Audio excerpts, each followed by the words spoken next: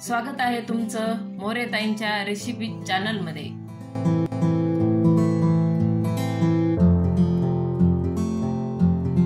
चला तर मग व्हिडिओमध्ये पुढे जाण्याआधी बेल आयकॉन दाबून चॅनलला सबस्क्राइब करा आणि सुरू करा मोरेताईंसोबत आजची ही चवदार रेसिपी बनवायला।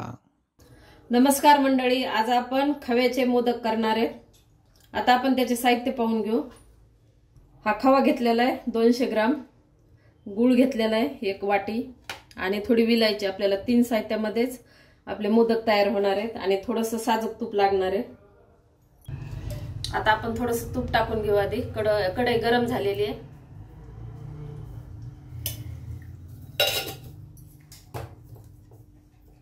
आता हा खवा थोडासा असा बारीक करून आपल्या हाताने जसं टाकून द्यायचा। गॅस कमी करायचा एकदम।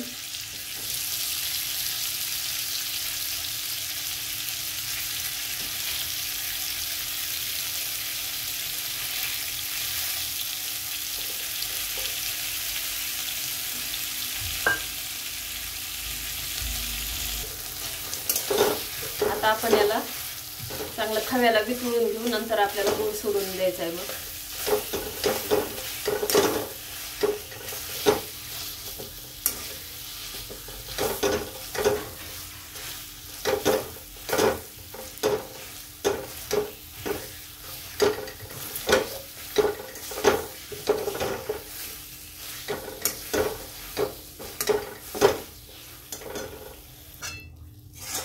खवा आता आपला पूर्ण वितळलाय आणि चांगला परतलाय। आता आपण याच्यामध्ये गूळ सोडू।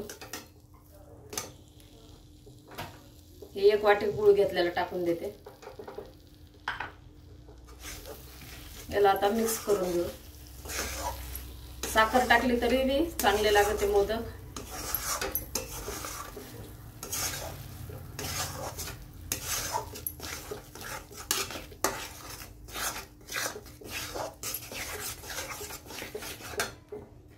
विलायची टाकू। विलायची मध्ये थोडी साखर टाकलेली कुटताना।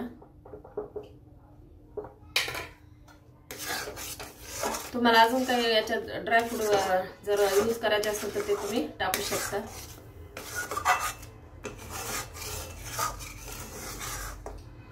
मस्त विलायचीने खूप चांगला वास येतो खाताना आणि चव पण छान लागते।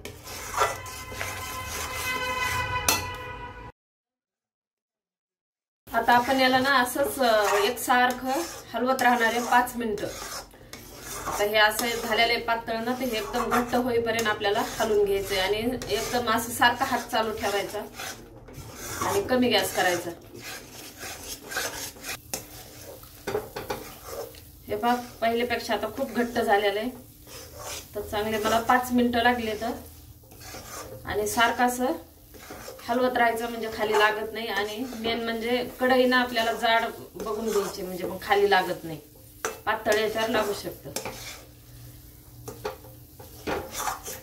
आणि हे असं थोडंसं कसं आहे बाजूला लागलेलं आहे का, तर आपल्याला कसं म्हणजे आपला मोदक तयार कसा होईल तर ते बघायला ना, तर काय करायचं, हे बाजूचं असतंय ना, तर त्याची पण आपण गोळी अशी बनवू शकतो। समजा कढईला लागलेलं तर त्याची गोळी झाली ना तयार, तर मग आपलं हे मिश्रण तर एकदम तयार आहे मोदकसाठी।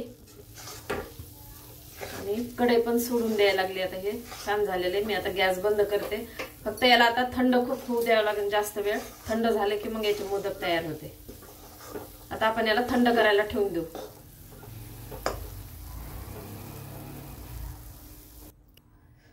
हे पहा, आता आपण ना 10 मिनिटासाठी थोडंसं मी काय केलेलं, थंड पाण्यामध्ये ठेवलं होतं, तर हे असं एकदम घट्ट झालेलं आहे। आता आपण मोदक करायला सुरुवात करू।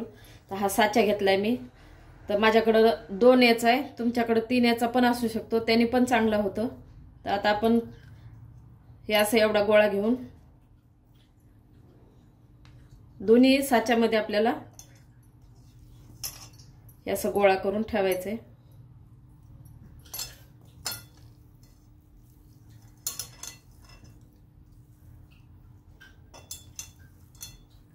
तुम्हाला अजून याच्यात काही ड्रायफ्रूट असे पण लावायचे असेल तर काय करायचं, हे ठेवायच्या आधी आतमध्ये साच्यामध्ये ठेवायचं, पिस्ता वगैरे किंवा बदाम, नाही तर मग बारीक करून आतमध्ये पण टाकलं तरी चालतं।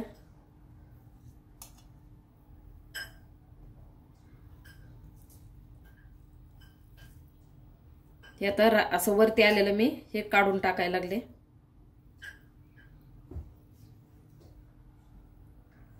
आणि हे असं पूर्ण दाबून घ्यायचं. हे खालचं आलेलं त्याला पण असं प्लेन करायचं आणि जे जास्तच आहे ते काढून घ्यायचं.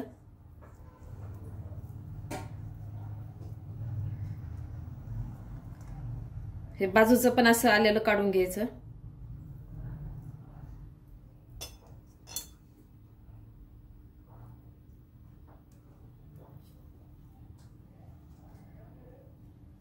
आणि हे पूर्ण असं पॅक करायचं.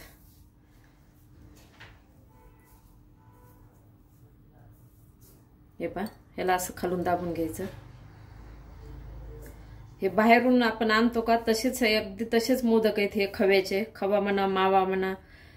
तर असे घरी आपल्या हातानं गणपतीला नैवेद्य चांगलं खवा आणून असे आपल्या हातानं गणपतीला नैवेद्य तयार करायचा, बाहेरचे विकत आणण्यापेक्षा.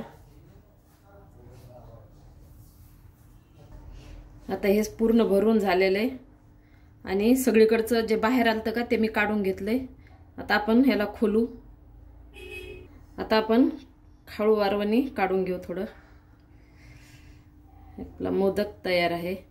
आणि आता काढताना काय करायचं, थोडंसं असा अंगठ्याचा सहारा द्यायचा खालून आणि काढून घ्यायचा.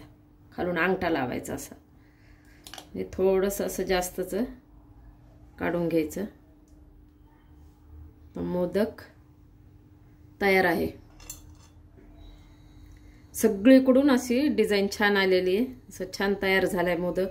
आता आपण अशीच आणतो की नाही घरी, म्हणजे विकत आपल्याला गणपती बसवल्यावर आपण, तर त्याच्यापेक्षा आपल्या हातानं असे मोदक तयार करायचे खवा आणून आणि आपल्या हाताचा नैवेद्य गणपती बाप्पाला तयार करायचा. आता राहिलेले मोदक मी करून घेते. अशा प्रकारे खव्याचे मोदक तयार आहे. एकदा नक्की ट्राय करा आणि कमेंटमध्ये कळवा. तुम्हाला हा व्हिडिओ आवडला असेल तर लाईक करा आणि अशाच प्रकारच्या चवदार आणि चमचमीत रेसिपीसाठी सबस्क्राईब करा आणि कमेंटमध्ये कळवा तुम्हाला कोणत्या रेसिपीज बघायला आवडतील. पुन्हा भेटूया एका नवीन रेसिपीसह एका नवीन व्हिडिओमध्ये. धन्यवाद.